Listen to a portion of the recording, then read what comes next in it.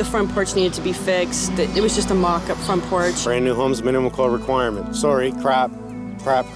We found the contractor through flyers. What we didn't know, though, was that he wasn't the actual contractor. He subbed it out. I don't like this. He guaranteed us that no problem, it'll be fine, you don't need a permit. How many times am I going to hear this? No footings whatsoever under the stairs. I mean, now the step is gonna fall apart. We're going to have to pull the stairs out, pull the sidewalk out. And he came back the day after the guarantee was up. Looks like a bit of a scam to me. He's won. He won. Sad.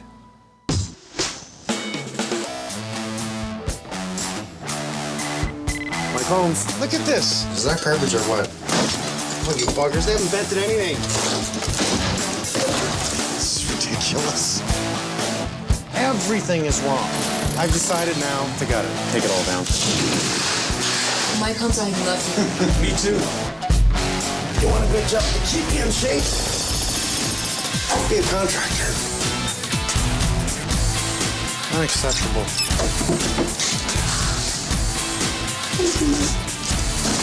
God, I love my job.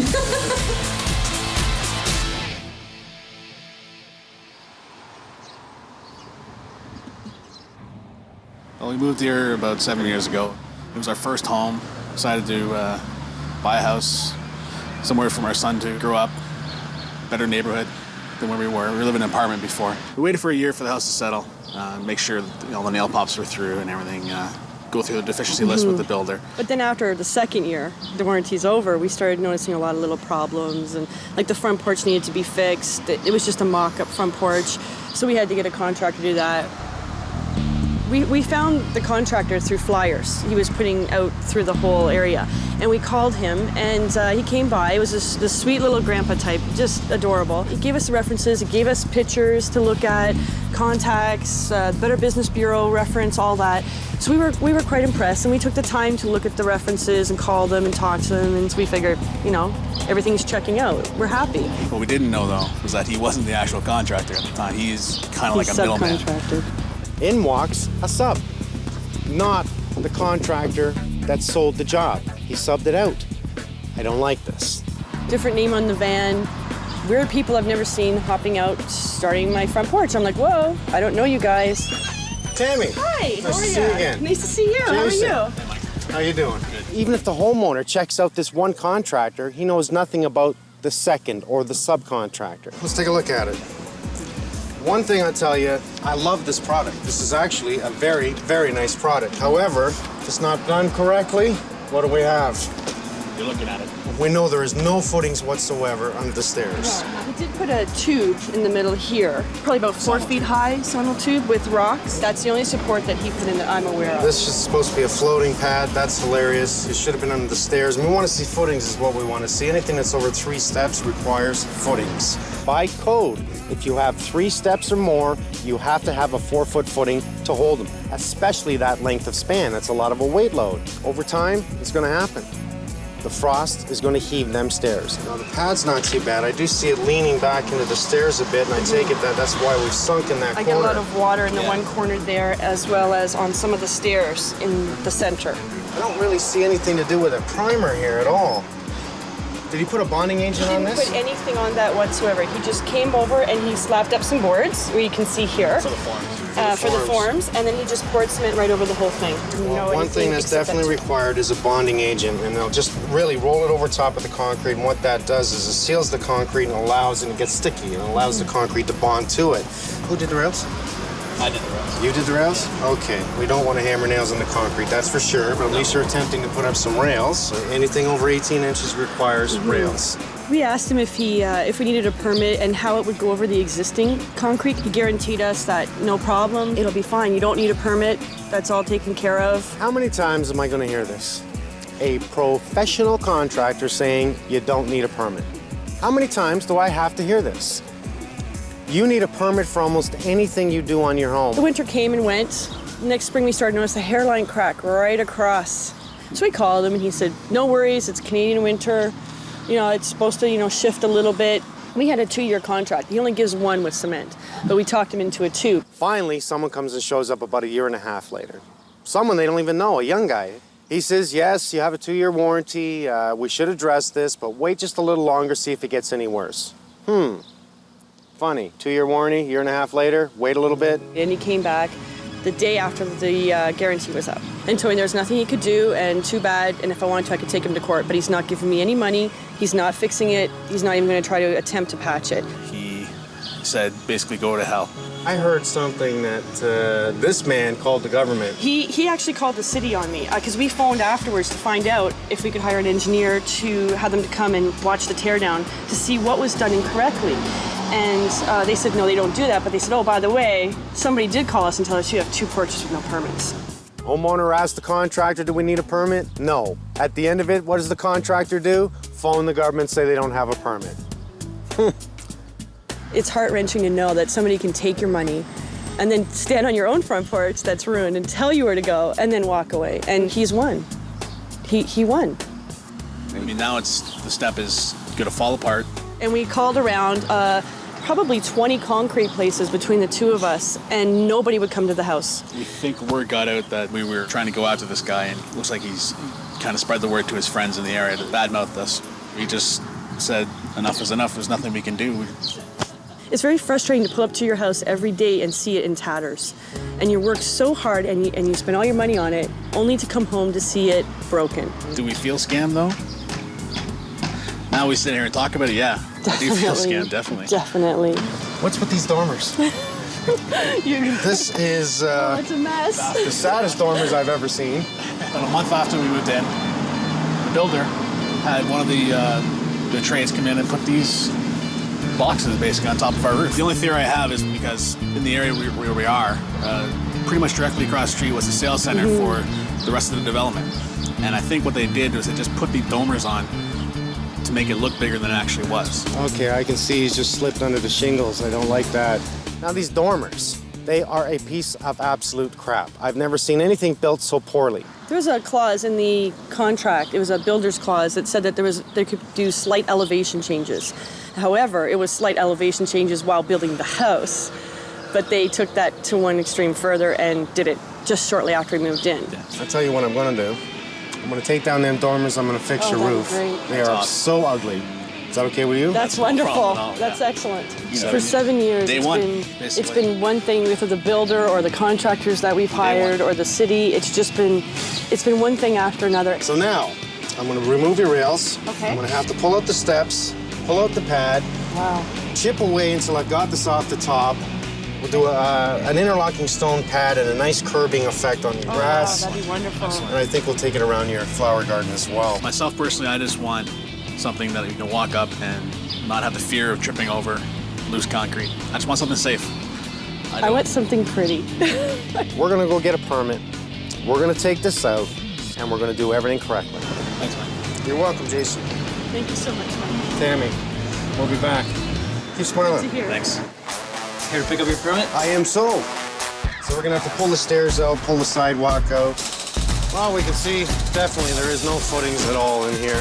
No footings, that's why she sunk.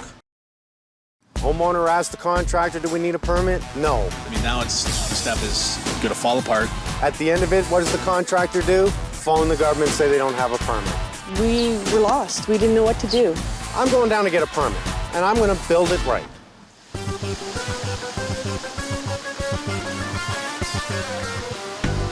I've already contacted City Hall. Now I'm just gonna pick up the permit, and we'll be ready to start the job.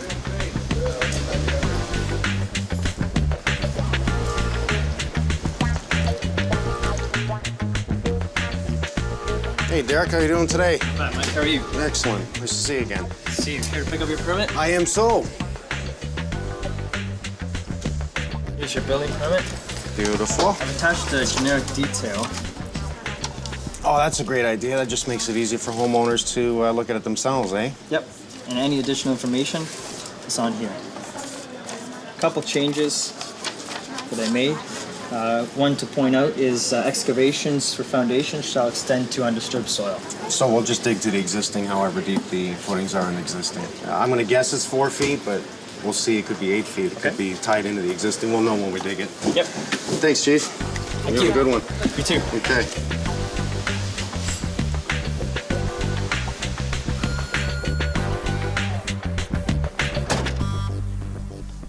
Morning, brother. Hey, Tex. How's it going? Did you have a good weekend? It was excellent. Very nice, very nice. Excellent. You? Yeah, excellent. It's not a huge job, but it's a real pain in the butt. What we're going to end up doing here, we are going to remove the 3 ugly things that are up there on the roof and fix the roof. Fake dormers. Yeah, but the main reason we're here, we're going to have to pull the stairs out, pull the sidewalk out. We're going to get going with some interlocking stone. We'll do a brand new concrete stairs, but we've already went and got our permit. Yeah. We're going to get going with the footing. So object is to, by the end of the day, hopefully, is get this out, and have it dug.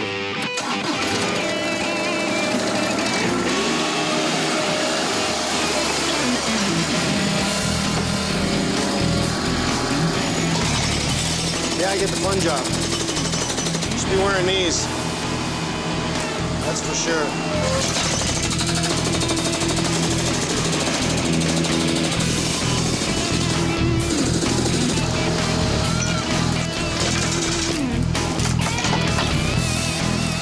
I got this hat at a blues festival a couple years ago, and keeps the sun off my back, I'll tell you that.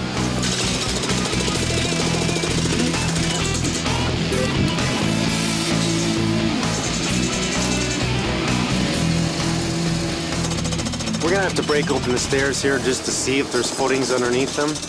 Generally, you'll see footings under the foundation wall. In this case, I'm looking to see if there's a structure, footings under the stairs. Well, we can see definitely there is no footings at all in here. No footings, that's why she sunk. We can see clearly how they formed the steps. They just formed it, they backfilled it with earth. I don't even know if they tamped it. It's not gonna work. It's a great product, it looks good. It is a mixture of concrete in itself. It is very strong. However, if you do it wrong, it's not gonna work. And that's exactly what's done here. For them, it's quick, simple, no permit, no footings. They just pour it, form it, pour it, go.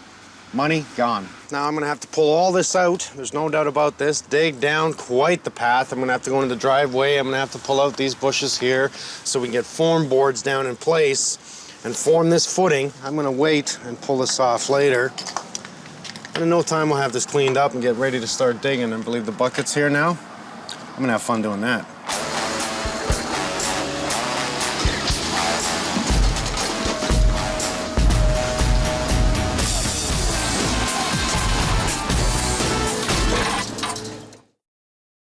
I'm gonna remove your rails. Okay. I'm gonna have to pull out the steps, pull out the pad.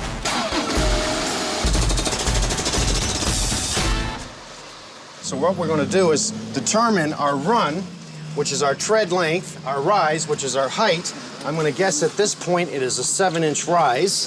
Break this right here without touching the existing so we can see just exactly what that is, yeah. Okay. And then we'll measure it out and find out how far we're digging.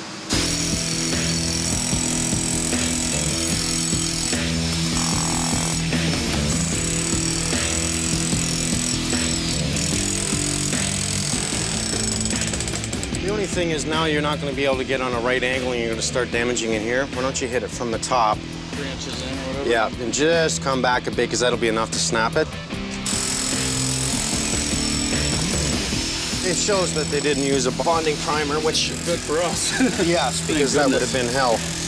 Well, it probably would have never come off then. So they have like 3 inches on the front and about 1 3/4 That'll there. pop off like All I nothing. want to know is the size of existing, which is 7 inches by a 12-inch. It's actually 11 7/8. We'll go 12-inch. So we have 3 steps going down, which tells me from this point, 3 times 12 is 36. So we want to be 36 inches out. Armando. Hello, Mike. Great seeing you, pal.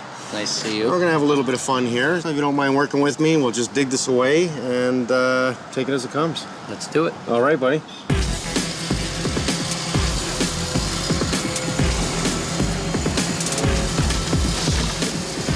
I have to dig to the depth of existing. So if these footings are 4 feet, that's how far I have to dig. If these footings were poured in with the existing, which I believe they are, they could be 8 feet deep. So if they're 8 feet, we have to dig 8 feet simply because we have to dig to undisturbed soil.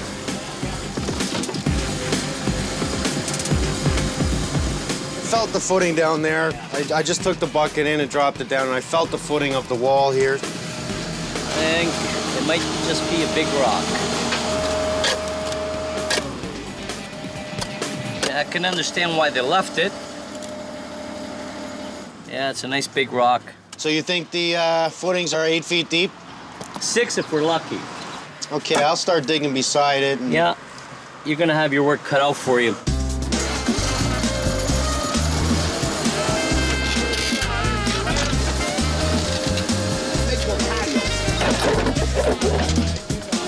Right deep. There you go. Deeper that way. Almost at her. You got her. You got her. Oh, beautiful. Okay.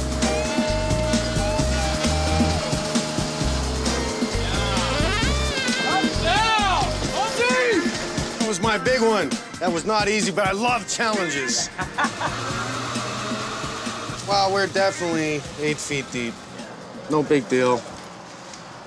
I'll just keep going down and pulling it out and clearing this back and give ourselves an edge. First, I have to remove this concrete coating that was done by the other contractors, really to prep it for what we have to do. Look how easy this is coming up. That's because they didn't use a bonding agent. That'll make my job easier. Well, we can see right now that because this was never ever hit by water, obviously it's underneath the existing porch, it's not strong. It's very loose and it's starting to fall out. I've called in the inspector to come in here. We've already found the footings. We can see that it's coming in now. This is their spare brick. Great junkyard. So what I want to do is I'm just going to get in there and I'm going to shovel this out. But before I stand on here, I'm going to send Sean to the store, get me some wood so I can get a bracing system in to hold this in place. I don't want this to move. That way I can stand in the hole. I can start pulling this out from the top, create that little valley that I want, clean this out, get him to pass it. So this is going to work, but you know, this is annoying. It's going to keep falling, so I have no choice. Originally what I wanted to do was do this in one pour, and the idea was just to get her straight down so I didn't have to cut into the driveway, you know, form the footings, form the walls, and then so do it in 3 separate pours in the stairs. I want to hit it in one. But we had a lot of this falling down. Obviously, this is just not wet, it's just sand, and it's falling down. So now I just made a call that I would like to do it in 2 pours. A, to get me a base 1 foot below the ground, so we're looking at 4 meters here. And what I'll do tomorrow is after that dries, I'll drill into it, put some rebar into the wall here, form the stairs, and second pour. Okay. What I need from you is the okay. Okay, now let's look at the soil conditions. There is some wood material down there, some loose fill. We're going to need to clear all that out, make sure there's no organics in there. Okay. Level it off at the bottom, make sure you're on a level base, and basically make sure that nothing's going to fall in when you do your pour. So do I have to call you back after I do this, or do you? I'm going to need, if you're going to do it in 2 stages, I'll come back prior to the second stage being poured. Okay. Okay, we'll make sure everything is clean and ready to go for the second pour. You got it. Thanks, buddy. You made my day. Yep. No okay. problem. How we doing today? Not so bad. Yourself? Joe. Hi, Joe. I'm Mike. I wanted that chute to go right in the center so we don't disturb anything else. Normally, footings are required to be 4 feet deep. In this case, we have to go down to the existing footings, which are 6 feet deep. We're going to pour it at that level. See how we can see the fibers in the cement? Well, this is the fiber mesh. This is the fiber mesh. Oh, this is my favorite.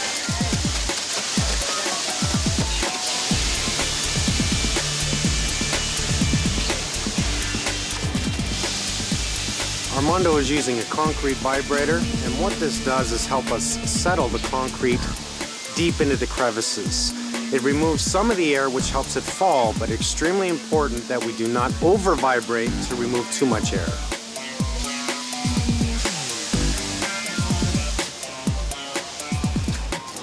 Because we're ground level, we can take this out right now. It's not an issue. This way we can level it. It's no longer needed to hold back this amount of dirt here. We have a hell of a lot of weight in there. You really don't need rebar when you have this kind of concrete with the mesh in it. But we are going to add some rebar pins within this wall here because what do I say? You can't overdo anything.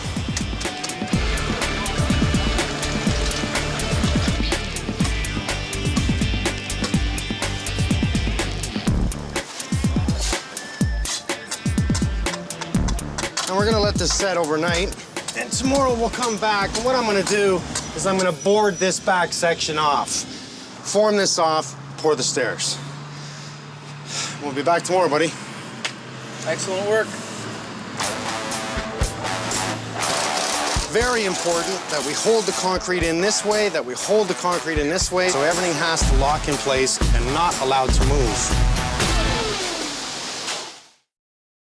I have a concrete truck here this afternoon to pour half of this.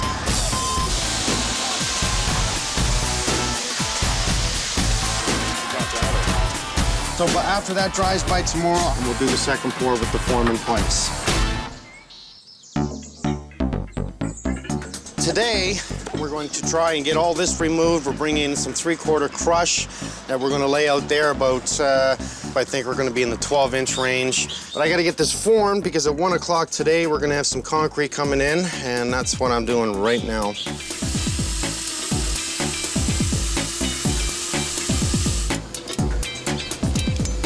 Use a little bit of construction adhesive, put in some pins. This will just keep anything from shifting, period. You know, what does it take me? 10 minutes to actually do this? And it locks it in place? Come on, let's do it right.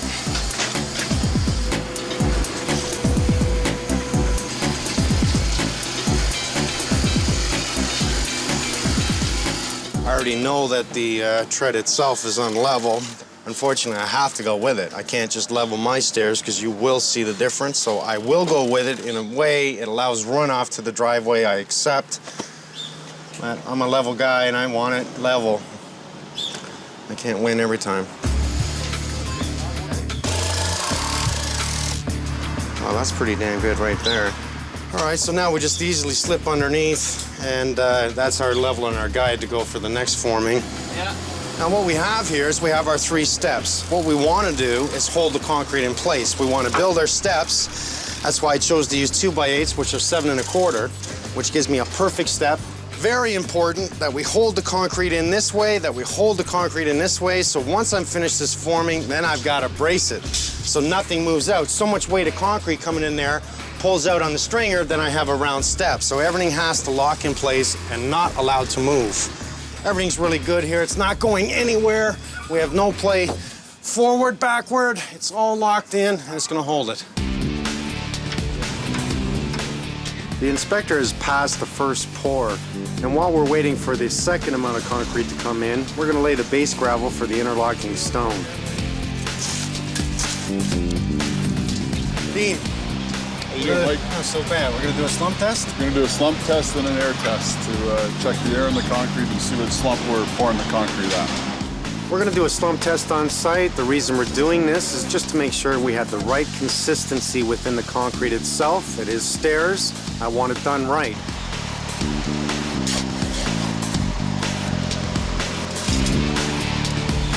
When he pulls that cone off, as you see in the test, it'll spread. Okay. And then he'll flip the cone over and he's going to measure the slump of the concrete.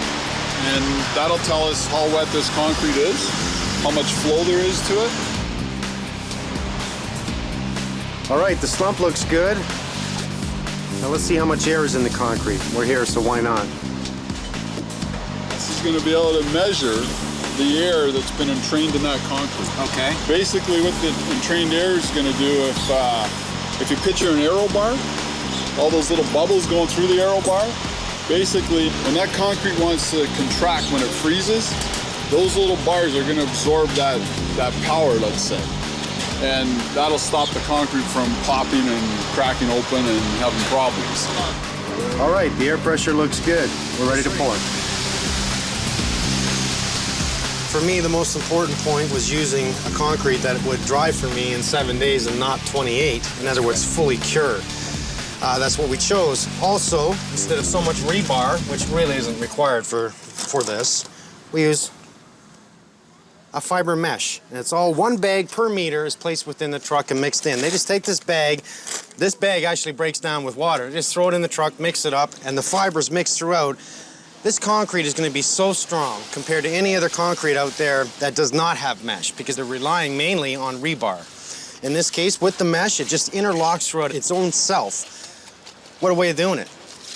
Cures in 7 days. All I have to do is put the burlap on it and wet it down, put the tarp over to keep the sun off it, and every day I have to wet the burlap again. Not that hard, is it? Then we come back, and we get the rest done. Well, we've let it sit now for 7 days.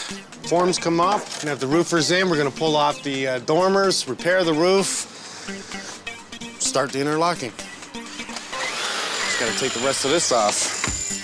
I gotta get the last of this concrete off so we can get ready to put on the new top coat.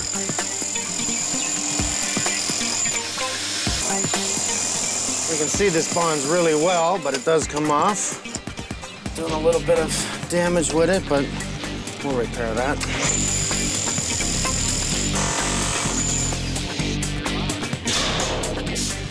That was a pain in the butt. I'm not kidding you. Had they have done it right, I wouldn't have had to pull that up.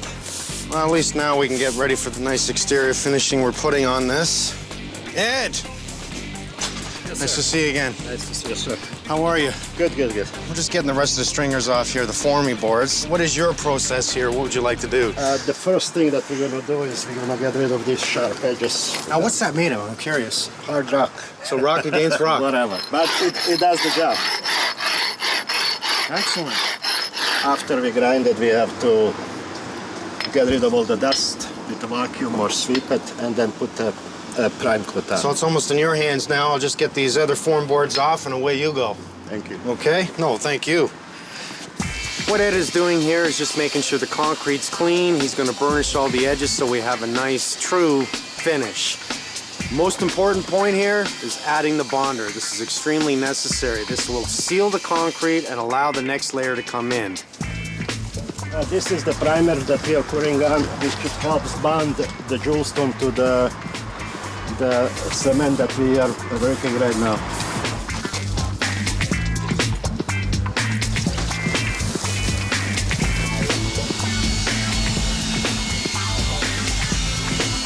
It is the most probably unique product that'll go over any type of concrete, walkway, pool deck, you name it, it'll go over it. It's 100% adhesive.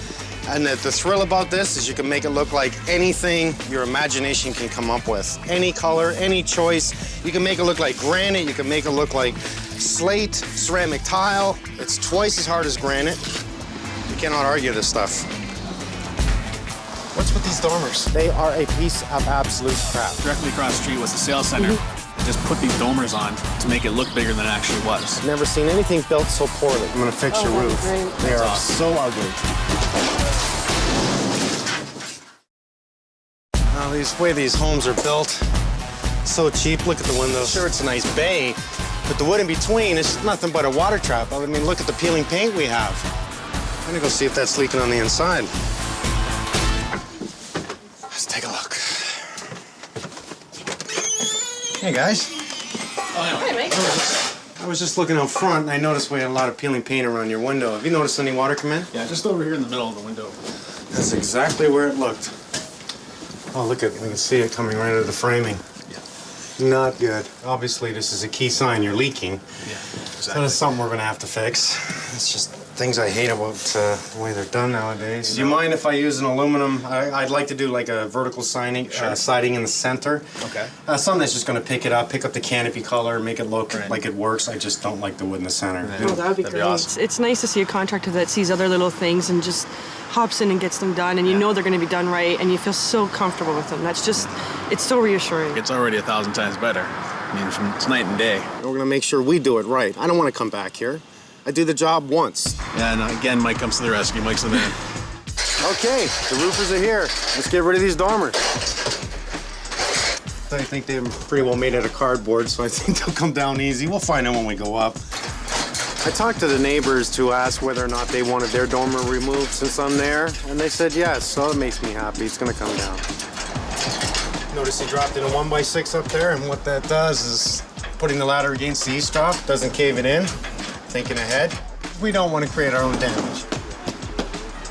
As I'm looking up, what don't I see? There is no tar paper. But by code, you gotta have a minimum 1 row of tar paper on the bottom. And why? It's because of freezing in the winter. Snow gets up there, melts, works its way down, creates an ice dam, gets back up under the shingles. The tar paper's a backup that direct that water down. In this case, brand new homes, they forgot it. Well, we're gonna pull down the dormers, and obviously now we're gonna have to pull up the shingles at least 3 feet up and put down some weather and ice shield. Every time I touch something, every time I move something, I find something. Well, my guess is it came up in one piece in the front. They've cut the wood to fit the back. It's been nailed down in the valley area. We can see that the pitch was wrong because I can get right up underneath this, so he had to correct that, which at least he did, but still not the right way. Just really just pull it up and toss it. Ready?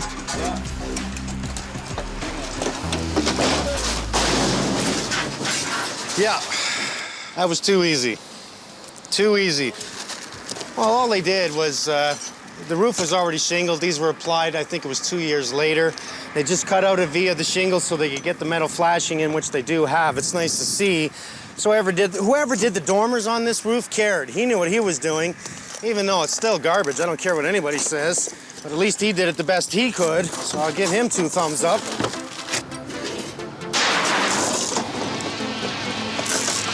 Oh, there's a bee's nest.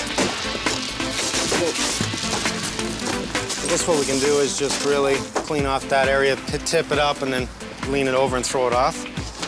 These things are pieces of junk. They really serve no purpose other than eye candy, and I'm telling you, they don't even look good.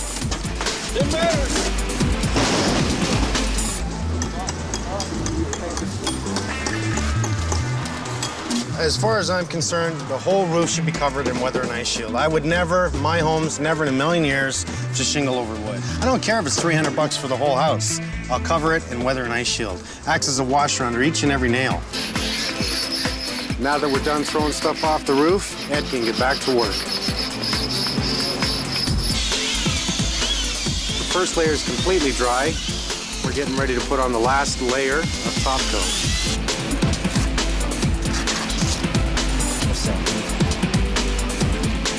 We're doing the slate look today, eh? Yes, sir. They'll show you what she chose. Well, how do you do that? You doing it afterwards? I thought you would do it as you go. When it's half dry, okay. Then we have to babysit the material. When it's half dry, I have to go on and do the design. Then we leave to dry 100%. After that, we can do the coloring. Hey, Armando's here. We're gonna get ready to do the interlocking. Hi, Mike. Another day, another dollar? Another day, another dollar. You brought a beautiful big toy here. A little friendly persuasion. I love toys. I love toys. Where are you going to start this? I think we'll start with excavating the rest of the dirt we have. So we'll take out this little section here. We'll replace the old retaining wall. From there, we're going to cut into this asphalt.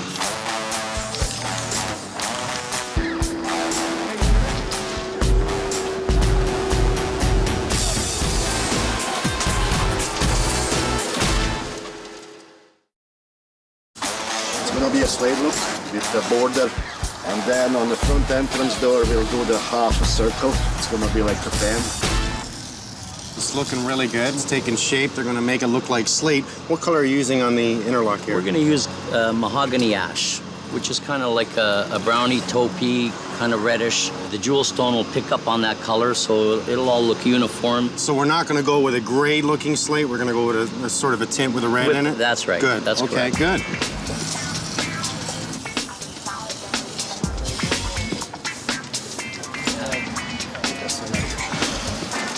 I know the product works incredibly well, but just standing here watching you, this isn't really about the product. It's about what you do with the product. That is phenomenal. Yeah, it takes a few years to get hang of it. You're just using a simple rope, a little gadget that you made, but look what you created. Inexpensive tools. My God. So honestly, when it comes down to it, it's not just anybody that can do this. It's not. You have to see somebody done it and spend a few times like practice? On your own practice, and then you can hope for the best. Well, you're coming to my house soon.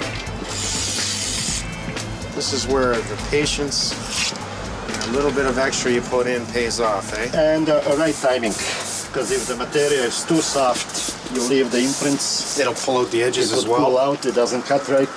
So how long does it take for this to fully cure so it's rock solid? It takes 28 days, like every other cement, to cure. But this material, after a day, it's already about 12 to 1600 psi. So after 1 day, it is solid, but it'll still take about 28 days for a full cure. It takes about 28 days, yes. Okay. Exactly.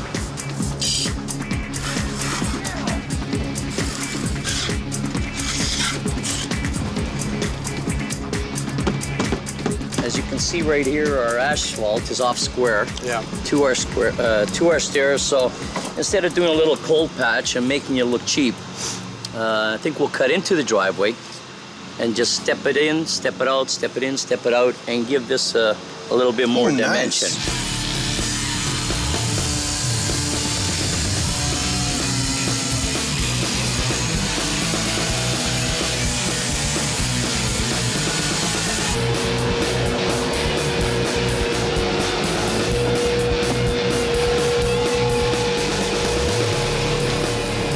Wonder why they end up with driveways sinking and moving on them. We've got approximately ½ an inch of gravel on that driveway. Oh, we should have at least minimum 6 inches of gravel on this asphalt. You know, but a driveway usually we excavated 12 inches, and this is not good. So some other contractor saved himself a little bit of money. So we're gonna have to dig this right down, and that's gonna be some fun now.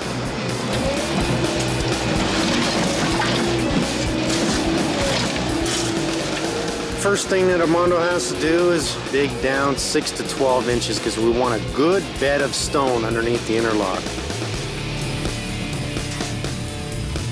We're going to add some gravel, and we're going to make sure we tamp that out. I would love to see a minimum of 6 inches on this. Then we'll add a little bit of limestone screening. We're going to make sure this is tamped as well. And once this is level and true with the screening process, we're going to get ready to put the stone down.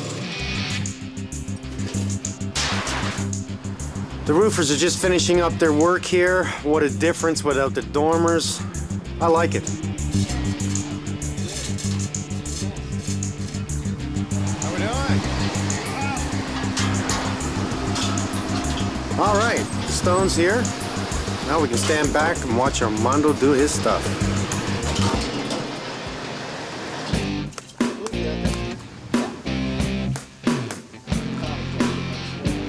Is an adhesive. What this is going to do is bond the top layer to the bottom layer. You virtually have to break the stone to pull it apart once it takes hold. You can get it in a caulking form too, but it just works so much easier with the tape, so much quicker. You have some play with it until you bang it down. So you should just lay it in place. Just give it a light tap until you got them all set in, and make sure that everything is according to the way you want it. And then we'll give it a final tap with a mallet, and we'll be set.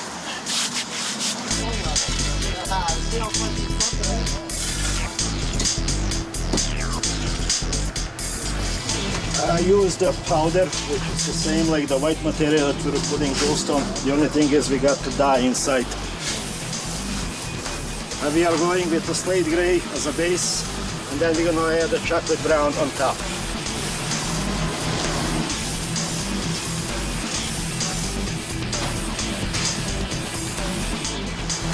So it works just like dye. It just like penetrates, colors it. Yeah. So what do you want it dark in the joints? Is that the idea, or in the grout lines? Yeah, a bit darker in the joints. Yeah.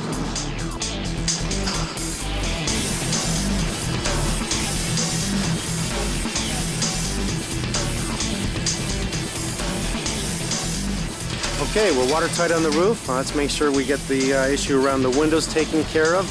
Mike's going to put up some capping, some siding, a little bit of caulking. We're going to make sure not only this looks good, but it doesn't leak.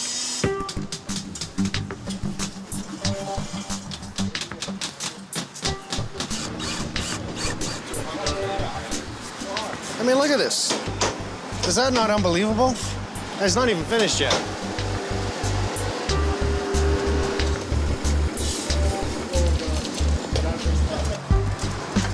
I guess the idea is really to get this clear coated now before, well, I don't think it's going to rain, but it's threatening. Better be safe than sorry.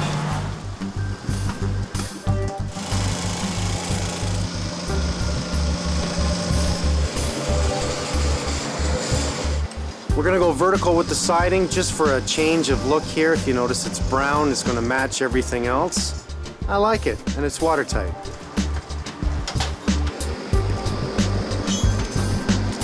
That little rock is 700 pounds. Yeah, this stone will add a total new look to this whole property. And I think it just gives it a touch of class.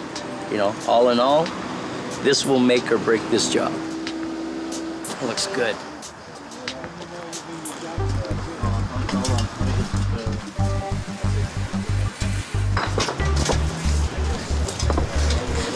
The reason we have Derek laying this alone is because in a small area, everybody lays different. Some guys will leave a tiny little gap, you know, a 16th or 132. By the time you do, you know, 10 rows, it adds up. You know, half an inch, quarter inch, an inch. So better off, one guy starts it, one guy finishes it. So that's why he's going at it and slaving away like a good guy. Poor old slave, Derek.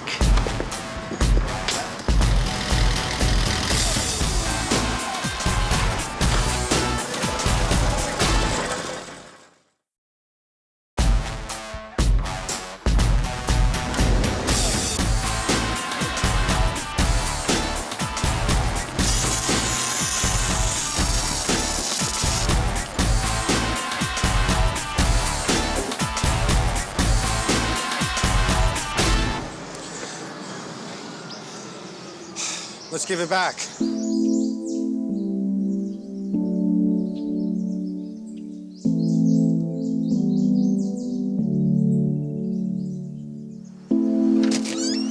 Jason. Hi, Tammy. Come on out. Wow. It's a little different. It's a lot different. I love the rails. The rails make it. They're very simple. Simple is what makes it. Exactly. A little bit of detail. Yeah. You said you like slate, so we've created the slate look. That's great. That is amazing. It's Well, really come on down. nice. Let's take a look down here. This was a lot of work. This was not just a small It's a job, lot of let me rock. tell you. We brought in the tractor and we pounded everything out. Yeah. And sure enough, we found this amazing sonotube was not there. Oh, Before she went to work, Tammy, the man was in the hole. There was a huge sonotube in the center. As soon as she left, out came that sonotube.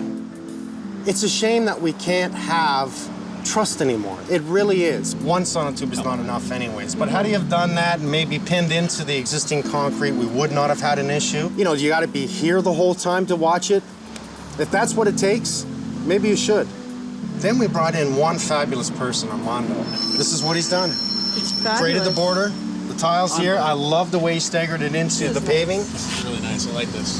This walkway here is. That's gorgeous. Yeah. Nice detail.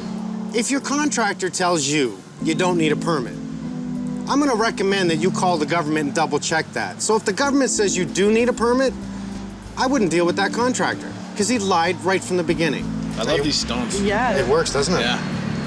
And the finish on this is really nice. Great. I love the way we've created this The look detail. here and make it look like a Actual stone. piece of slate. Yeah. I love the different colors, the texture, the whole thing about slate. It's just very nice. It makes the whole house. When you want to look at stairs and you have an idea that you want to make changes, I don't care if it's inside or outside, there's many factors you have to look at. How high is the landing? Do we need a permit? How does it tie into the bottom? What about the height of each step? What about the rails? If you don't know, ask. We took off the dormers just like you had asked me to. Much better. But I'll tell you, I was really disappointed when I found there was no at least tar paper underneath. Shingles are only just a quick fix to stopping rain from coming in, but we have to address winter. Snow, ice buildup gets under the shingles. That bottom 3 feet that is minimum code requirement for tar paper is meant as an ice buildup. It doesn't allow water to come back in. So we corrected that. We put up some weather and ice shield. Very important on the edge of your roof. Not too many people know that. I can't stress it enough. The garden, It works. Fabulous. It all works. We have a Chinese look here, a Chinese theme. Yes, we do. Where's the background? I do a lot of Chinese martial arts, and I belong to a club that does wushu and taekwondo. So it's probably a good thing that I did a good job? Yes. You tell me that now? Definitely. You can kick my butt? I live in fear every day, Mike. I tell you. But it's great. It's perfect. It incorporated the things that I like in my life into my garden, and now I feel like it's my special place. You know, when I pull up, it's nice. It works. I like it. So I've done my job? Oh, done more more than your job. We This get is going? Definitely. Yeah, oh yeah, definitely. I think it's now a home. I mean, you look around, it's incredible. It's Words can't express how much we Well have done. to thank you, really. Well, you just did. Thank you. You're welcome, sir. Appreciate everything. You're welcome. Thank you so much. Let's make it right from outside. Let's get top-notch materials. Let's put our money out now so that now the inside, when we address it, we can protect it. A, B, C. I did decide to renovate because my daughter was moving back home with her kids. I had small windows and I wanted them to be bigger so that it would be light and airy down here. See, I don't think that's the lintel. No lintel above the window. What did he do to the structure in that area? And their way of finishing the windows, we gotta get the window well in. It was just open, just as how the builder left it undone. Did you get a permit? No. Okay. What's underneath all this? Yeah. That is the problem. And unfortunately, we've got to take half this down to have it inspected. I'm out about $30,000.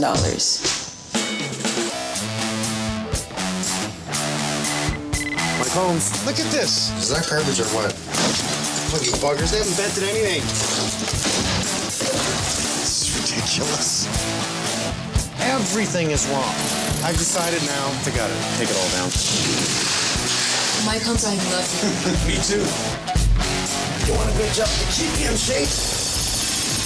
I'll be a contractor. Unacceptable.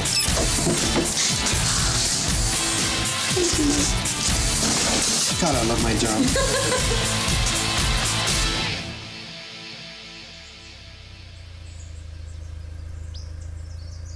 I live in this house almost 4 years. I did decide to renovate because my daughter was moving back home with her kids. I needed a little bit more space, so both my daughters would move downstairs. So they'll have more areas to play and they'll have a study area and just a nice area for the kids to hang out.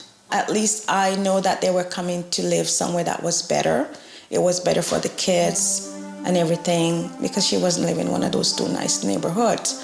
And it was getting really, really bad there. So having them here, it was more secure. You know what was happening to them. You don't have to worry about them. You know, and then they had to move in and it's not finished. Everything is all piled up. You know, it's just one big mess. Olivia wanted to finish her basement, really just to bring some family members back in. So she hired a contractor to come in and make it nice downstairs and put in some bigger windows. And at the beginning, sounded like a wonderful person, guaranteed his work. I'll be here every day. I mean, how far do you go before you actually kick someone's butt out? It was recommended by a friend. He came and I said, I would love to see some of your work before I actually hire you. I went down to a house that he had done and it looked okay. It looked well done. So I decided, okay, fine, I'll use this guy. So I had to sign 2 contracts, one for the window because he said that was separate. I would give him a third of the money up front, a third when he was 75% finished, and the other third when everything is complete. Wow, that was quick. How you doing, Olivia? Thanks. Nice to see you again. Nice to see you too. Why don't we take a look outside first, then we'll go downstairs? Okay. Come on out. Okay, we have 3 window wells, correct? Yeah, this was a new window that was cut, yeah. 2 on the other side? Those or 1? were existing windows there, but they only makes them bigger, yeah. Okay, so all 3 were cut. Yes.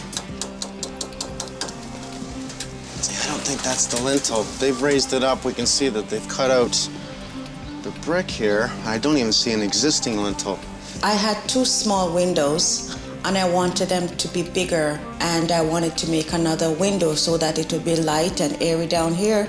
So he said for the window, he had to bring in a separate contractor to cut the windows and install them. Yeah, they've done the same thing again. They've cut it up higher, down lower, with no lintel. Wow. We have weight load above the window. What did he do to the structure in that area? Obviously, it's been cut out. The windows are left undone and there are walls here that are crooked. The bathroom is undone. It's just a mess down here. So I am hoping that Mike will be able to make the basement livable. I wanted to have 2 bedrooms, a living area, a bathroom, and a sort of kitchenette that when the kids are down here watching TV, they could make popcorn. It was just open, just as how the builder left it undone. The only thing that was here was the rough-in for the bathroom. How much did he charge you for the whole job? Okay, you wanted $19,000 and I was supposed to buy the materials. How much did you spend in material? I think I spent about $12,000 in material. Okay, so really the quote we're looking at here is about 30-something thousand, which is really the right price to do a full basement. Yes. Unfortunately, it's not finished. And how much did you pay the man in total? 15, because I only owe him 3,000. So there's 3,000 left. Yes. You guys have cut out here to give your outside tap in the backyard. Yes. I do see insulation with vapor barrier, so that's a real good sign. We use drywall screws on a pine capping and it's done over top of the vent.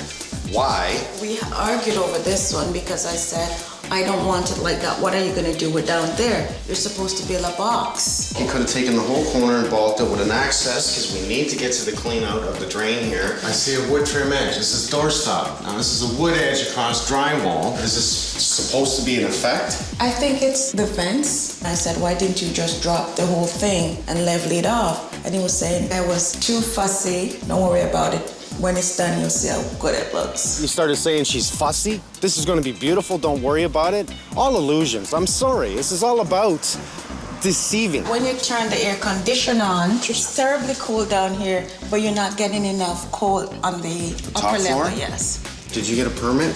No. Okay. It's going to be an issue. I'm seeing a mixture of metal studs and wood studs within the basement. At least they have the grommets in here protecting the wiring.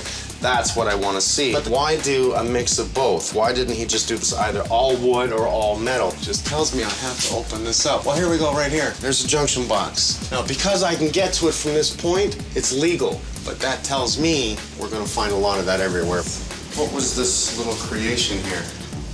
He was supposed to make this a kind of open concept with some pickets coming down. He's using the wrap on this. It's not what you use. You use corner bead. He's not even parallel with the stairs. Who did the tiles?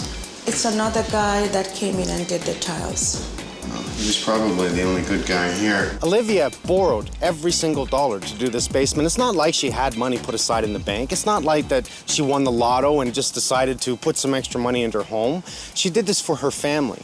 And she went to the bank and borrowed all this money. Every week he would come, oh, something is happening, you need that extra $1,000. He couldn't wait that long to pay the guys. He said, you know, I couldn't tell him I don't have the money, because I'm a single person and I'm a nurse and I live in a nice neighborhood, so I shouldn't say that I don't have the money. This contractor continued to say, look at this, you obviously have money. What are you crying broke for? I need more money to do this job. It's really, really, really ironic how people should think because you live in a certain neighborhood, you have a nice home, that it comes easy. I work 2 jobs, sometimes 3, to make sure that I meet my obligations. At $32,000 or in or abouts that area, that's what this should cost.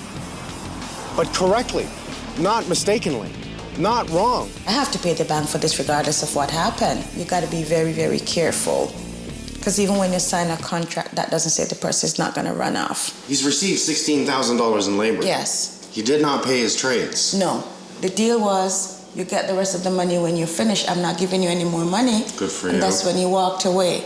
Well, he has his money now, and he's gone. So we're gonna do what we do best. Come in, take it down, and do it again. What we're gonna have to do is get a permit, bring in the inspectors, open things up so they can see things. Now, this is a simple kitchen. I see the stove outlet box with no wire.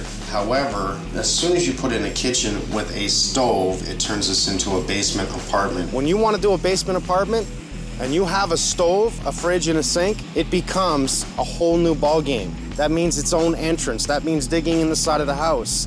That means a lot of money. This person does not know what he's doing, and you know what?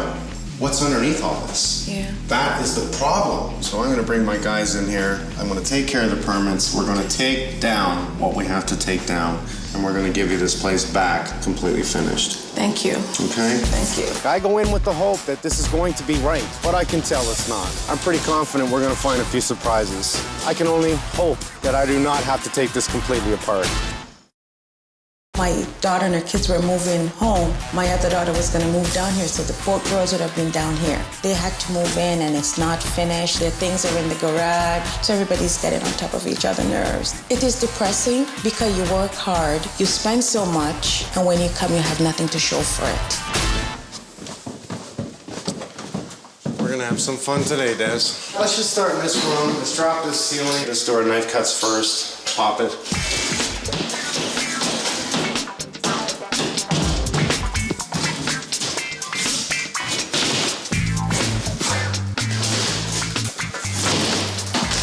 Oh yeah, that's fine. We pulled down not even one full sheet, and not only do I find an illegal junction point, this is not the way you do this.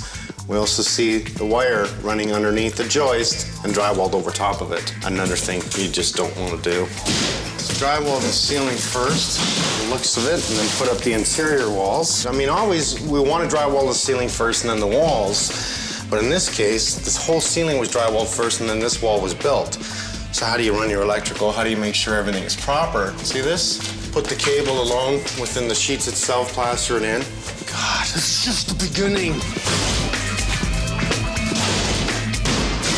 This is all legal. I mean, I like everything clamped up, but we're allowed to do that. Take it where the area of the steel I-beam is. Normally we'll tie this up with proper ties. We see string in here. At least it's stringed, at least it's tied. And we already have electrical that is going on and off here. Definitely got to bring in my electrician. Yeah, nothing can drive me more nuts. See electrical done wrong again. What do we see here? Let me tell you, that's not what I want to see. We just started. Why do that? That's just absolutely unnecessary. I want to remove it all. Remove everything to do with the metal on the bulkheads. Yeah. Everything. Unfortunately, every ceiling is coming down.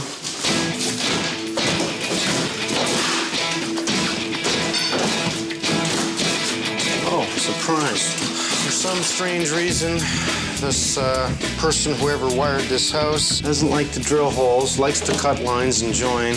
Totally illegal. Why is it against code? If you have them short somewhere, if you cannot go, and this is what electricians will do, is they'll start looking at the lights, look at the receptacles, make sure all the junctions are correct. But how do you find a junction inside a wall when it's covered up?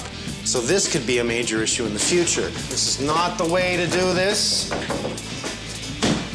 So he's just capped over the pole here because the pole is out further than he wanted from the wall. Okay, that's fine. This is not how you do an outside edge. There is no plaster seal on it at all. This will crack in the future, guaranteed. We have a 3-wire in here, and it's going to the switch. Is that ridiculous or what? 1, 2. Guess they didn't want to get another roll of wire. I have a bad feeling we're going to see an awful lot of this here. There's no staples at all. He's tied it off, not through the stud where you should be. We want to be away from this. Who knows if someone's going to add a screw here in the future and hit that line. We don't want to do this. I think it's a good thing we're here. No staples, illegal junction. No staples, none against the box. We got to have one within at least 16 inches of the box. You can go in behind this. It's not something I would do because it takes nothing to run a drill through the center of the stud and allow that line to run through. We see staples on the old here. That was the builder. This is the contractor. How far do I have to go? Do I gotta take down the outside walls to make sure he has not done this within the outside walls?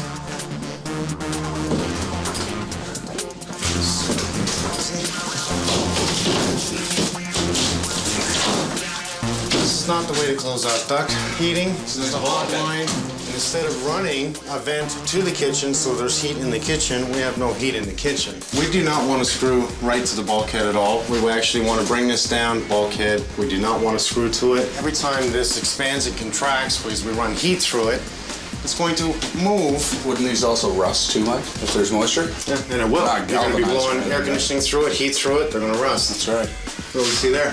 Oh, that's a junction box up there. It's hidden. I bet you all of these vents are both the exact same way. If he's done it here, he's done it everywhere. Yeah. I've never seen more corner cutting. All right, let's hold off on the walls. Let's go into the bathroom. Have a look at this, Mike. Well, he doesn't know proper procedures on installing a tub. Do not screw the tub into the wall like this. This room to rough stud should be 5 feet. This room finished is 5 feet, actually just over 5 feet. So what that means is the idea is the drywall is meant to sit here, tile right down to base. The tub is not ruined. I will be able to save this. So we're gonna have to reshape this room, that we know. This receptacle over here. This is a ground fault interrupter. That is not how you install a receptacle. Let's go to the bedroom. All right, I really want to see what this is. Removing the pipes. You just built a little box around it. Again, not a big deal, but it's just not the way to do it. Nothing like closing in a shut-off, a primer valve. A primer valve is to prime a drain of some sort. I'd like to know where that goes. You don't close this off. That's just not very good. I want to drop the whole ceiling. Everything I see is just so wrong. Okay, we see a double header hangers proper, which allowed them to go higher here. Very lucky. That's enough. I have to put new lintels on those windows anyways. This drywall is so damp. Well, that's not wise. You know, it's funny because Olivia said to me, it's freezing cold in my room upstairs. I'm starting to know why. This is a main line. When it comes apart easy, it wasn't done right. The reason this is hard is because he screwed right into it again. Is there no studding in here? That shouldn't have happened. I didn't really want to do that. These studs aren't into anything. Why is there a hole cut in this line? Olivia was saying she just froze that. You know what's a shame here is that no matter what I take down, I'm finding issues. And that's really scary, because that just tells me it all has to come down. Let's clean up. Let's bring in the other guys. We're getting it. It's coming down. I think I'm gonna tell Olivia. So you look at it at the end of the day, you think that they're doing the right thing. When in fact, they're just screwing you up and taking your money. Not enough experience, doesn't know what he's doing, and never ever does what he said he's going to do. It's going to be beautiful, you're going to love it, and I'll be done before Christmas. All three is incorrect. Well, I tried very hard to keep a lot that I see, but let me just show you some of the things that we found, okay? Illegal junctions within the wall. No clips whatsoever on any of the electrical. I knew I was pulling down the ceiling so we could see the electrical. Again, hidden junction points within the ceiling. There are so many hidden junction points throughout this basement, and I haven't even opened up the whole thing. You would never find the problem if you had one. Okay. I'm finding cut lines in your ductwork, not good. Is this why the air condition isn't going up as it should? Oh yeah, the coolness has just driven throughout the floor and deteriorated your drywall. I should never be able to do this to your drywall. So down here was extremely cold, and there wasn't enough wood coming upstairs. Sure makes sense, doesn't it? Yeah. This is only one area. He's tied all his drywall into the ductwork. You're not allowed to do that. So throughout the whole basement. This is ridiculous. There's another hole here. Why didn't he keep this line and have heat in this little kitchenette? Why the plastic bag? I guess that's what was here at the time. Oh, he doesn't even tie it off any of the plumbing, okay? It's held up by rope. You said I was too fussy and I didn't even know about these things. Well, I think he was nowhere near fussy enough. We have electrical dangerous issues that can burn your house down.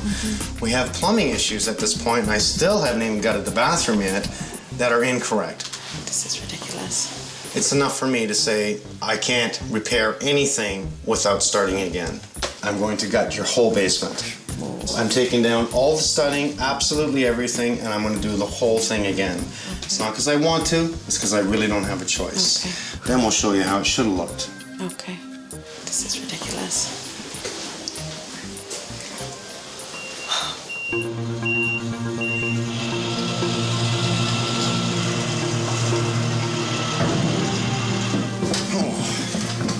All right, it's D-Day. Another one. Yeah. Is it ever gonna end? Let's just start by taking down all the drywall. This whole basement getting gutted? Is that what the deal is? You want to take the studs out? You gonna do a new floor plan? At this point, let's just expose the studs and we'll see everything. All right. So lose all the casing. I don't care about the casing. We'll keep the jambs in the doors. You want to leave them in for now? For now, let's just make sure we take down all the drywall. Wow. Open All right. the window again, get it outside? Yeah. Well, it's extremely depressing that I have to take all of this down. I had no idea. I really, I had some hopes. Well, I guess when it comes down to it, it's easier to take it down and start again. Make sure we have everything run properly, especially the electrical. I gotta find everything like this and fix it. Just the drywall that's holding this in place here. It's only like a 2x3 anyways. As you can tell, it's not very strong, that's for sure. You can look up here, right through the plastic and the insulation here. They could have caused a fire. When they soldered the pipes, they didn't even care about that. I'm not gonna have to replace all the ductwork, but I do have to pull out probably a couple thousand screws and seal off all those holes. Makes no sense. This is why I have to take it down. What a waste of money. Totally. You don't see any gaskets underneath the bottom plates. You are required by code to have a gasket underneath this. What that gasket does is stops wood from contacting concrete. We do not want to do that. If the room flooded, okay, it will absorb the water through. And we have gaskets, just rolled gaskets. You lay it out, put it through. None whatsoever. How you doing, Des? Hello. It's also required by code that if you're going to finish your walls in the basement, you have to insulate right to the bottom. So this little gap here is going to cause a moisture issue. As a matter of fact, this might have been the original insulation done by the home builder. This is the original, and you know what? I give him 2 thumbs up for insulating as far as he did. Yeah, he only had to come to here. That's right. But he went further. So the builder's good, the contractor sucks. I've already asked Olivia to go out and buy more tiles because now if I want to make a couple of changes, just in really opening it up, I want to give it a more open concept. This way I can reduce, just smash that out, repair the area, you'll never know that we were here. If I wanted to move the door over, I would have to repair this area. So that means I'll smash out this tile, smash out this tile, put in 2 new full tiles, regrout, and I can move my door. It sure beats pulling up the whole floor, because right now, the tile's the only good thing in this house. Just an example, too, here of what not to do. There's supposed to be a 1/4 inch of this white sheathing inside the box. The ground is exposed, that's improper. Well, this is a steel stud, and they've ran it horizontal instead of vertical, so the strength, you see the flat? That explains how it's moving like this. That stud should have been flipped up the other way. Telephone junctions all over the place. Cable junction, we're gonna pull it all out. Go all new. Cable, telephone, everything. Anything goes wrong with that junction, how do you fix it? How would they find it? When you're studding a wall in the basement, you see how he did this? Attach it to the 2x8? Why not put the top plate underneath this, at least, to bear some load? This isn't gonna bear anything. It's not supporting the floor. You have an opportunity here to support the floor by putting a stud wall underneath here or underneath this one, whichever you decide. This is just... How do you know that this beam is square? That's right. We want nice square walls. We have the opportunity to make it square, level, correct, warm, safe, and sound. It's always more expensive doing it twice. Always. Kind of makes sense, doesn't it?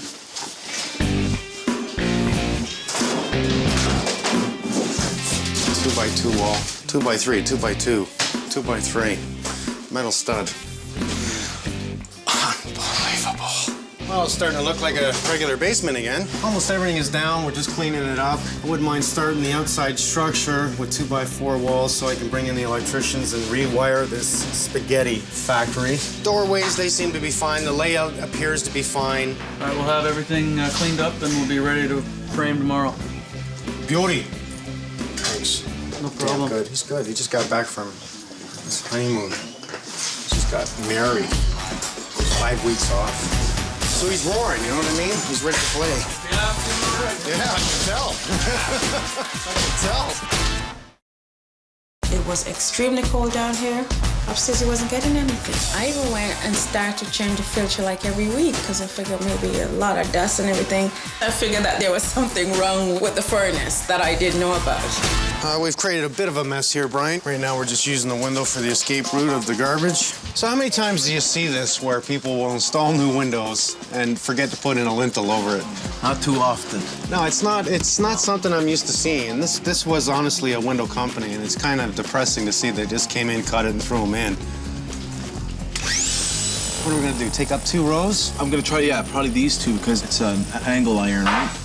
So I'm probably gonna take out these 2 courses up to here, put the lintel in, and then all the weight will sit on the lintel instead of on the frame. Well, what the lintels are for is to support the upper brick all the way up. This is a lot of weight of brick and mortar. And right now, the only thing that's holding it up is the windows. And their way of finishing the windows with just the spray foam isn't good enough. They've got to be caulked. We got to get the window well in. How long is this going to take you to fix? It's going to take about a couple hours for all three. A couple hours? A couple hours. Why didn't they do it? I don't know. Thanks, Brian. No problem. Okay, well, I took out the first course. Basically, all the brick was laying on the frame, so all the weight's laying on the frame. So what I'm going to do right now is I'm going to install a proper angle iron. I'm going to fit this in here. You got to allow at least 6 inches on each side to support the weight. And put in the bricks. But now all the weight's going to be supported on the angle iron. And that's the proper way of doing it. That's all it takes. Wait till that dries up a bit, and then I'll clean it up. Brian, it looks good. You only had to take out the one row? Just the one. Excellent. It's all done now, so now it could hold all the weight. All the weight's on the angle iron. What can we do about this here? Well, I'll cut a brick and clean this up and slide it in. Yeah, I think that might make it look better. Just for appearance? Yeah. 2 hours of brick, eh? That's it. Good job. Thank you, sir. I appreciate it. You ready to do it again? We were able to get almost everything down yesterday. We've ordered some material. We have it on site. Well, we got a couple hours of clean up, pull the electrical, and we'll be starting the framing real soon. This is live? You gotta be kidding me. Why am I live? This is not how you do electrical. I don't believe it. He's got a wire running to the panel that's not even hooked up. We had receptacles run all the way around the room. That wire was not hooked up to the panel. On the other side of the circuit, it was hooked into power here. It's live right now. I damn near just cut the line. These are people you don't want working in your home. No knowledge of renovations. You know, here's someone that thinks he can do all kinds of things. Well, I've had to take it all down. And not because I wanted to. Let me tell you, it's just added double my time on this job. But am I ever glad we opened it up simply because it is so bad and so dangerous. It's only gonna affect Olivia for the rest of her life. This is where he's picked it up from.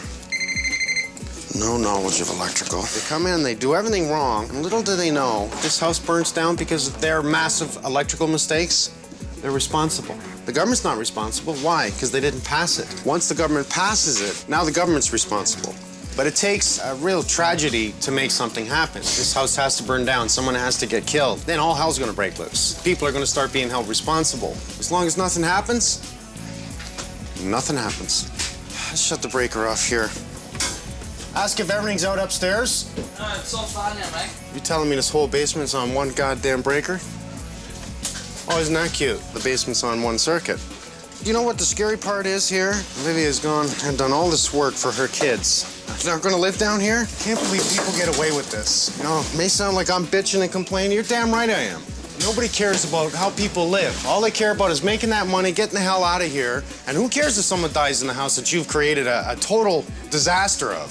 He's tapped into existing. So here's a junction point. He's got 5 wires in there, which is not allowed. Only allowed 4. What's on this circuit? What's he ran off of this circuit? Licensed electricians do not do this type of work.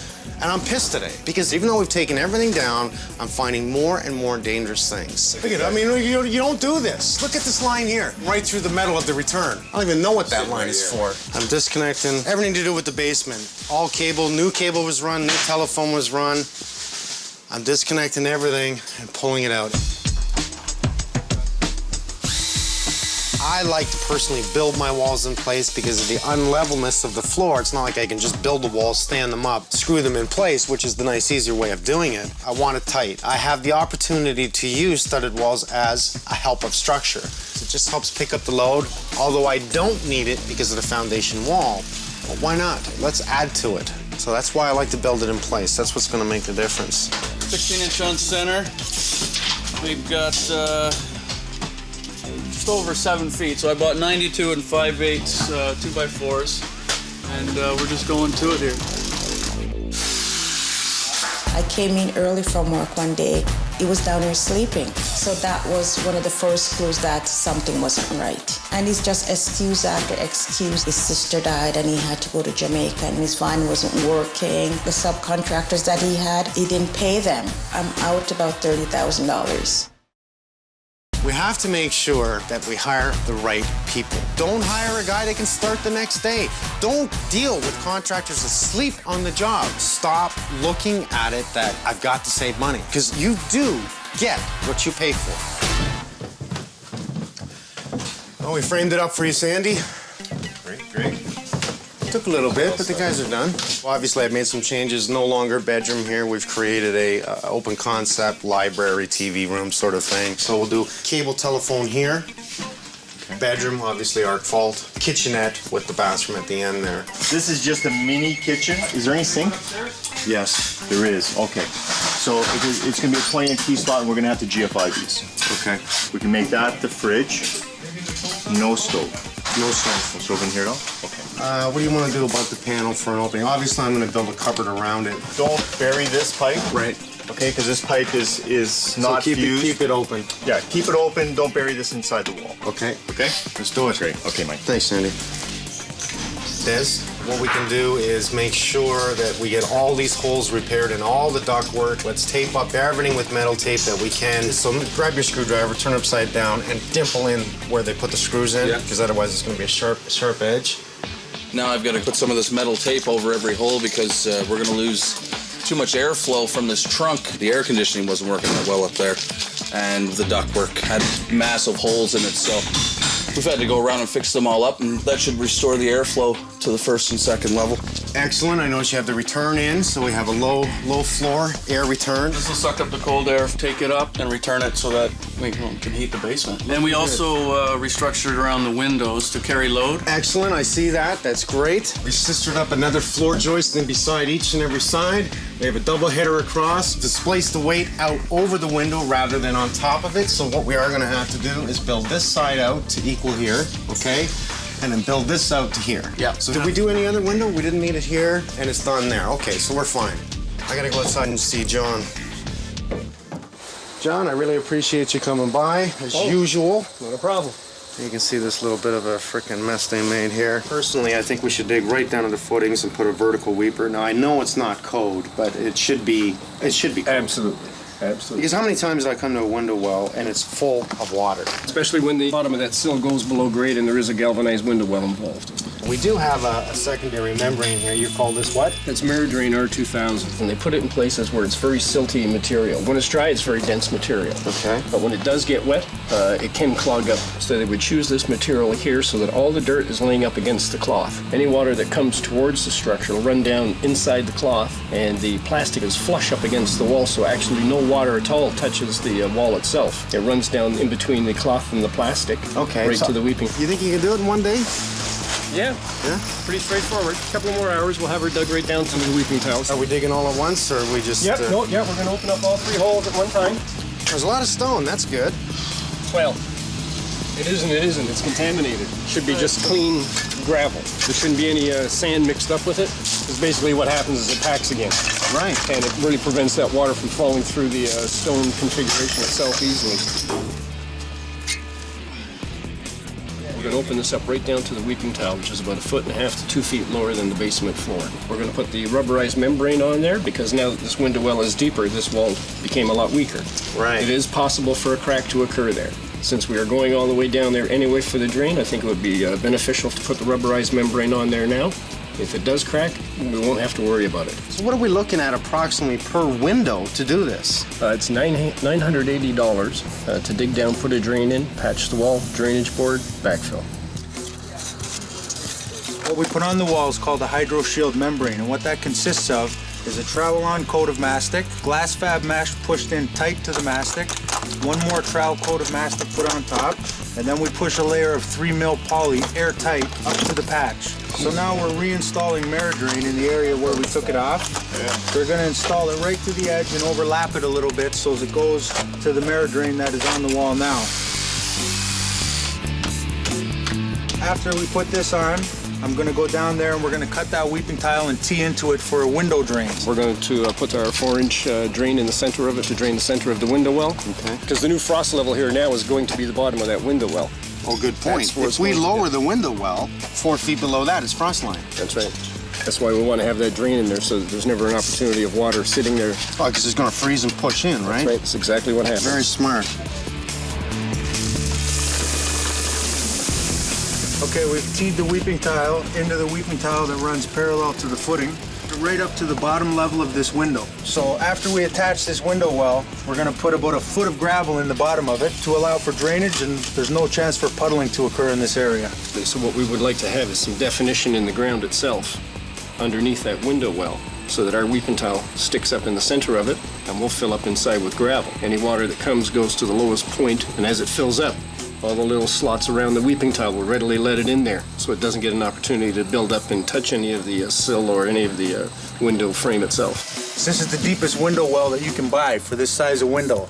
But because it's this far below grade, we want to go a little bit lower. We're installing this mirror drain to increase the depth of our window well. If we don't do that, the dirt's just going to wash in underneath here, and it's going to take away the effectiveness of the gravel. See that? That's the way I want to see it. And now we're going to take the rest of the earth and fill this area up, and then we're going to hit it with the power tamper to make sure it doesn't sink. John, thanks, buddy. Oh, thanks very much for everything, Mike. So $30,000 later out of her pocket, the only thing I can save is the ceramic. You know, go figure. I cut out most of their plumbing because of the way they did this. It was just ludicrous. Right. I'm gonna bulk this down. We're leaving it open for you, so I need you to bring in the hot and cold water lines down into the wall. We already had a rough-in for the bathroom, so we don't have to worry about the morons that were here. Right. So I've got to get some insulation in before the tub goes, so I'll get you to work on the copper first. The thing is, we don't have any copper, Mike. We're gonna use plastic. That's why I brought you here. I don't like the copper. Is it a lot more money? I think tubing's about the same price. Yeah, we're not using it? Well, I mean... We're using it, but why isn't it used in the housing right now? Well, it's a new product, so a lot of plumbers just can't teach an old dog new tricks, eh? That's right. Okay, well, we're gonna start teaching old dogs. That's what we're gonna do. So you cut out what you want to cut out. You do what you want to do. Take a look at our joints, look at the green that's on it, see if it's bad enough to remove it. Yeah, we just heat them up and wipe them off. Just I didn't wipe the paste off after soldering. That's what the green is. Okay.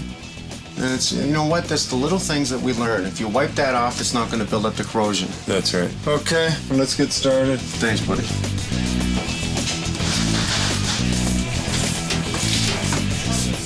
There we go, there's the hotline run. Red for hot, blue for cold. They're starting to treat us plumbers like we're dummies, right? Just protector plates so when you're drywalling the wall you don't get a hole in the pipe. The advantage of the plastic tubing is if you do put a screw in it, it will leak right away. With copper, it'll leak 2 years later when you're at the cottage. He's done this a couple times before, and he's good at it. All right, now we're almost ready to drywall.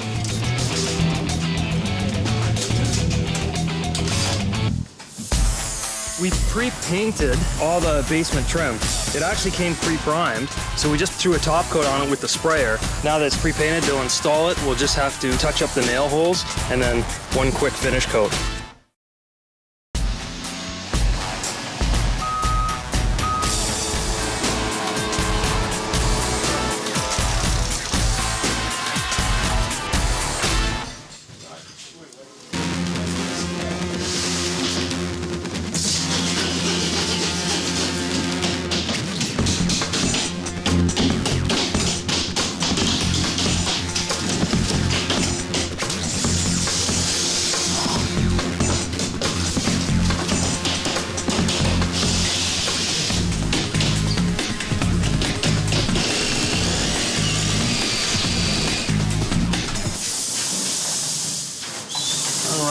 She has been plastered, sanded, and primed. It's looking good. A little messy, but we're cleaning up, getting ready to continue, putting the doors and trim in. We'll have to build a cover for the panel.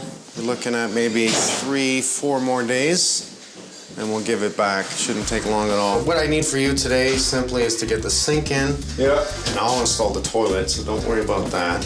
We'll have the guys follow you with trim, paint, etc. Okay. Nice and simple. Easy day for you. Yeah. Okay. The plumber charges in the area $55 an hour. It's because he has the tools, he has the knowledge, he comes in, he knocks it off right away. Not to mention, it took him 5 years to learn a trade. 18 off the floor. 3.5, okay. 21. I'm marking up for the plumbing to be cut for this cabinet installation. This is a used cabinet. You know, I'm going to use it because she has it, and we'll dress it up and make it look good. So we didn't have a countertop sink and taps. I just sent Sean out to get all the stuff that we need to get this in because I want it done today so we can get going on the trimming. Matter of time, we'll have this in place. Yeah, it's a mini kitchenette. We're gonna have the counter, the fridge, and the idea is that we can get to this clean out. That's why I changed it from here to here. Very important we get to that. Okay, Todd's just finishing up the shutoff so we can get the water back on. Benji's installing the door jambs for the door.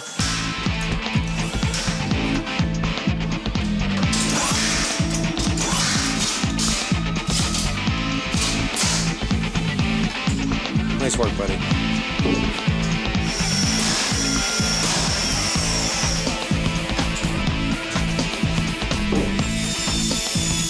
These doors that come at 80 inch or 82 inch, they only end up putting in about 1.5 inches of jamb inside here to hold this panel together. I had to cut 3 inches off of this door.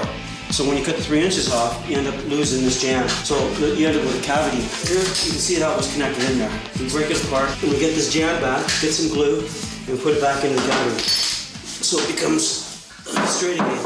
It's just glue in there that holds it. You don't really have to put any nails or anything like that. First thing that we're gonna do, we would like to invite Mike and the crew back for a nice Jamaican jerk chicken meal. You see this color? That's bright. Is this the whole area in here, this color? Yeah, the whole main area, bedroom, kitchen, everything. Obviously, Olivia's not afraid of color. I think it'll work.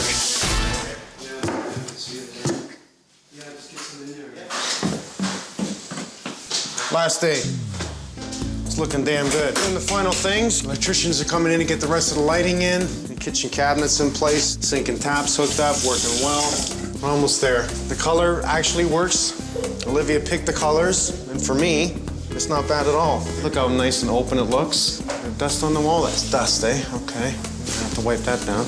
Des outside cleaning the windows. We'll keep him out. He's not feeling well today. We want to keep him away from us. What kind of wood is this? What kind of wood is this? I would say oak. It'll take you forever to guess. It's called sycamore. Oh, not like I'm gonna guess that. Nice simple cabinet around the electrical panel. Very important that we have room all the way around the panel in case they have to fish wires in, replace them, inspect them with a nice maple plywood with a lacquer finish on it. Not bad for a month's worth of work, eh?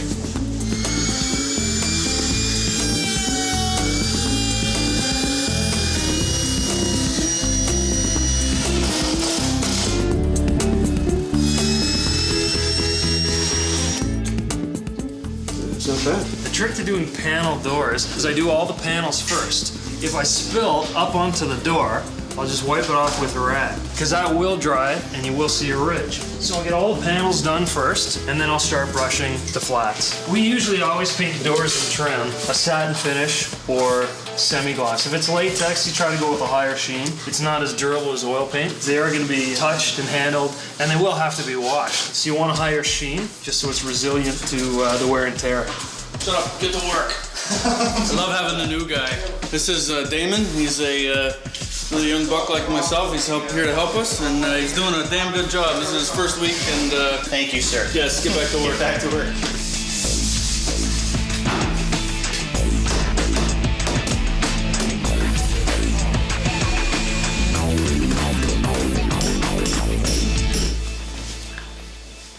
You ready? Yes. After you. Nice soft carpet, eh? Yeah. This is nice. Doesn't it look big and long now? Yes. This is really, really nice. Nice little cabinet for your electrical panel. This was Sean's idea. He just took some maple wood, and because there's a few little kids in the house, if you want to put a nice little simple lock on there, keeps them out of there and keeps it safe. It's so pretty. I really like this. Well, you know what? When I first came down here, I started to tear open a little bit of drywall, and every piece I took down, I found something terribly wrong. I did not expect to take everything down, and we gutted it. How funny is it that I get called in to take a look at the window wells because they don't look right, okay? Window well to hell. The basement. Let's take a look at one of the windows here. I brought in my brick guy, and we had to cut in lintels on the outside. We had to restructure your floor joists to accept the weight load on the outside of the windows. Then we brought in John McRae, and he dug right down to the footings. He put in a vertical weeping tile that comes all the way up into the drainage bed there, as well as waterproof the walls all the way down. Unfortunately, this wasn't done before. You know what would have happened? This would have filled up with water and come through your window. Nice wood top. Sean did this. He's all proud of it. This is really, really nice. I think I'm gonna move down here. This is my hideaway now. You've got to take your time. You've got to look into the contractor. You've got to check them out. You've got to make sure that they know what they're doing, that they do it by the law, and that they get a permit. The colors are bright. It's good. Well, you picked a color. I was a little surprised at first, but once we had completed and looked at it, you know what, it works for me. I really do like it. Let's go take a look at the bedroom. We changed everything. We changed all the bulkheads. We had major opening in the ductwork here, and it's no wonder when you had your air conditioning on, it was so cold downstairs and hot upstairs. Yes, it looks a lot nicer. A lot nicer. Closet, we even finished this with a shelf and rod. So now you're set up with your closet. Excellent. This is beautiful. It was funny because when I leaned on that wall to push this wall out, I fell into the furnace room. Oh, you know, that was enough for me. Let's take a look at your kitchen. Okay. We open this up rather than using a door in here. Now I moved the counter on this side because we had to clean out here in your plumbing, and we do not cover that up, okay? GFI receptacles, that's just the way to do this because we're around a water zone. This is fantastic. Let's take a look at your bathroom. See how we had to create a bulk here because your ductwork is right here, okay? Once you close that door, everything is in proper height. We had to do bulkheads. There was no choice in it. Everything that was done was not going to work. Everything now has been passed by the inspectors. This is very nice. So not only did she hire the wrong contractor, but everybody else that was brought in were the wrong people, electricians, plumbers, not to mention no permit. You feel good when it's finished like this. You can actually see it. Before, you could see the walls that were crooked. Oh, they weren't just crooked. They were terrible. The stuff that I saw when you took it down, it was incredible. Even in the kitchen, where you put that plastic bag and duct tape it. Hire right the first time. If the contractor starts causing issues, stories, not showing up, or it looks like the work is wrong, stop the job and get rid of them. It's the best birthday present I'm getting. It's your birthday next week, isn't it? Next week, Tuesday. Yes. Well, then I would have to say happy birthday. Thank you. You're welcome. You're the best. You're welcome. That's really good. And I'd like to invite you guys back. I'd like that. Yes. You're gonna make some oxtail for me, aren't you? Yes. I'd like that. Oxtail, curry goat, it works. I'm in.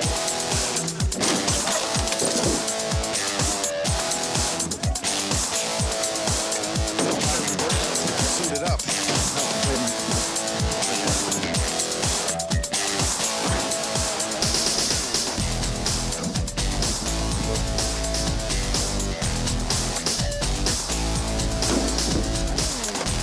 Well, to the new guy. Thank you very much, guys. You're part of it.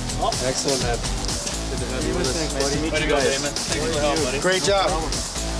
We shall see you in the morning. See ya. Guys.